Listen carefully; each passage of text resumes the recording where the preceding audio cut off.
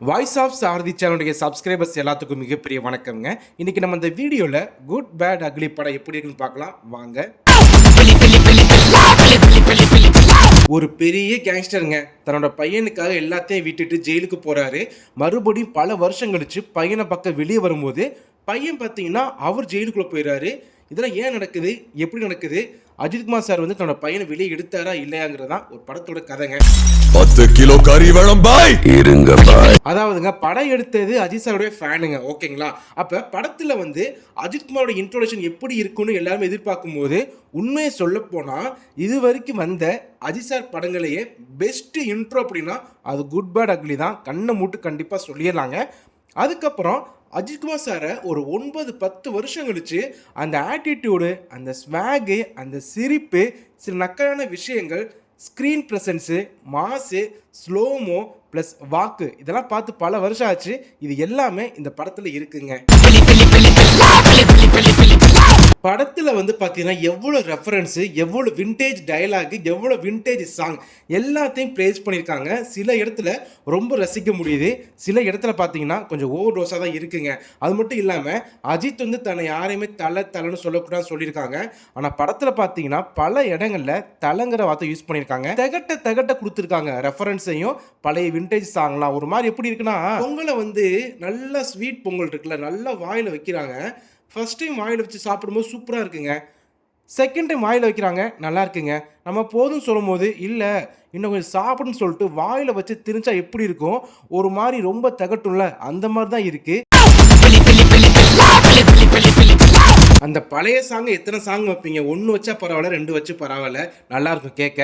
ஒரு 5-6 சாங்கை நீங்கள் ஒரு எப்படி சொல்கிறதுனா ஓட விட்டுட்டே இருக்கீங்களா? ஒவ்வொரு பழைய சாங்கும் மினிமம் 2.5 நிமிஷம் to 3 நிமிஷம் வருதுங்க. அதுவும் தொட்டு சாங்லாம் இருக்குது பாருங்க. சிம்ரன் மேடம் எப்படி ஆடிருப்பாங்க. இதில் பிரியா வாரியரும் அர்ஜுன் தாஸும் ஒன்று பண்ணியிருக்காங்க. அது நிறைய பேர் ரசிக்கிறாங்க. பட் எனக்கு பர்சனலாக வந்து பார்த்தீங்கன்னா எனக்கு அந்த பாட்டு ரொம்ப பிடிக்குமா, அதான் எனக்கு வந்து ஸ்க்ரீனில் பார்க்கவே பிடிக்கலங்க. படத்தில் த்ரிஷா மேடத்துக்கு நடிப்பே வரலங்க. அவ்வளோ பெரிய ஆக்ட்ரஸ்.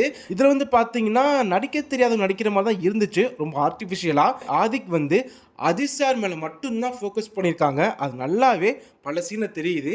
அர்ஜுன் தாஸ் கேரக்டர்லாம் நல்ல பெரிய ரோலுங்க, ஆனால் ஒரு பெரிய இம்பேக்ட் ஏற்படுத்தலையோ அந்த மாதிரி தோணுச்சு. அந்த அர்ஜுன் தாஸ் கேரக்டரில் ஒரு சர்ப்ரைஸ் இருக்குது, அது கண்டிப்பாக எல்லாத்துக்கும் தெரிஞ்சிருக்கும்.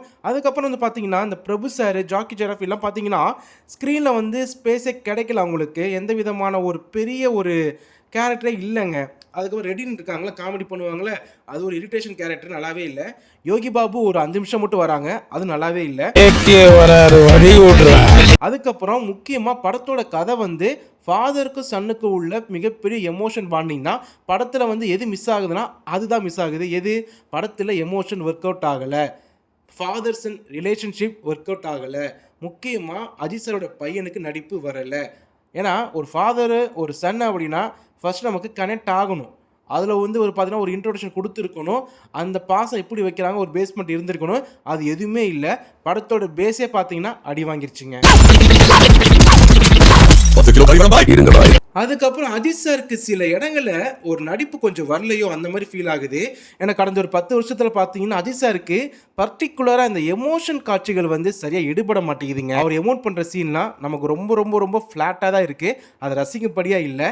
அதில் கொஞ்சம் இவர் கான்சன்ட்ரேட் பண்ணால் நல்லா இருக்குங்க. அப்புறம் ஜிவி பிரகாஷோடைய பிஜிஎம் பார்த்தீங்கன்னா காது ரொம்பவே வலிக்குதுங்க. அந்த மாதிரி ஒரு மியூசிக் டோன் தான் கொடுத்துருந்தாங்க. சாங்ஸ் வந்து பார்த்தீங்கன்னா ஓகேவாக தான் இருந்துச்சு. தேட்டரில் பார்க்கும்போது சில சாங் வந்து ரசிக்கும்படியாக இருந்துச்சு.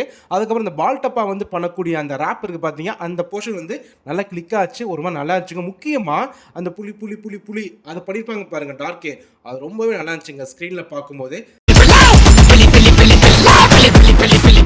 விஜய் சாருடைய iconic dialogue I am waiting, அதை அஜித் சார் பேசியிருக்காங்க. அது நல்லா இருக்கு. என்னதான் இருந்தாலுமே விஜய் டயலாக் அஜித் பேசுகிறதும் அஜித்தோடைய டயலாக் விஜய் பேசுகிறதும் நல்ல பாண்டிங் வந்து கிளிக் ஆகுது, ரொம்ப சந்தோஷமாக இருக்குது. இருந்தாலும் இந்த டயலாக் அஜித் பேசும்போது எனக்கு ஒரு மாதிரி லைட்டாக டோஸ் விட்ட மாதிரி தான் இருந்துச்சு. எவ்வளோ பெரிய டயலாக்கை அது இந்த மாதிரி சொல்லியிருக்காங்களே, லைட்டாக அந்த ஃபீலிங் இருந்துச்சு. மொத்தத்தில் இந்த படம் எப்படி இருக்குது அப்படின்னு கேட்டிங்கன்னா, ஒரு ஃபேன் பாய் படம் அப்படி சொல்கிறோம்ல, ஃபேன் பாய் படம் அப்படின்னா எல்லாருமே பார்க்கணுங்க. ஃபேன்ஸ் மட்டும் பார்க்கக்கூடாது. ஏன்னா இந்த குட் பேட் அக்லி வந்து ஒன்லி ஃபார் ஃபேன்ஸ் தாங்க. ஃபேன்ஸை மட்டுமே சாட்டிஸ்ஃபை பண்ணணும். நார்மல் ஆடியன்ஸு, நியூட்ரலான ஃபேன்ஸு, குடும்பங்கள் இது எல்லாமே வந்து பார்த்தீங்கன்னா கிளிக் ஆகுமாங்கிறது மிகப்பெரிய டவுட்டு தான். பட் இருந்தாலும் ஆதிக்கோட இந்த முயற்சிக்கு கண்டிப்பான வாழ்த்துக்கள் சொல்லியே ஆகணும். 10 கிலோ கறி வேணும் பாய். இருங்க பாய். ஒரு சில இடங்களை வந்து பார்த்தீங்கன்னா எனக்கு வந்து ட்ரிபிள் ஏ பார்ட் 2 மாதிரி தெரிஞ்சு. ஏன்னா அந்த ட்ரிபிள் ஏல ஒரு சில சீன் வந்து பார்த்தீங்கன்னா மாசான சீன் ரொம்பவே நல்லா இருக்கும்ல. அந்த மாசான சீன்லாம் இந்த குட் பேட் அக்லியில் ரொம்ப அதிகமாக யூஸ் பண்ணால் எப்படி இருக்குமோ அந்த ஃபீல் தான் எனக்கு ஆச்சுங்க. 10 கிலோ கறி வேணும் பாய். இருங்க பாய். அப்புறம் இன்டர்வியூஸ்ல பாத்தீங்கன்னா டைரக்டர் ஆதிக் வந்து படத்துல அஜித் சாருக்கு நாங்க ஆர்டிஃபிஷியல் இன்டெலிஜென்ட் யூஸ் பண்ணவே இல்லைன்னு சொல்றாங்க.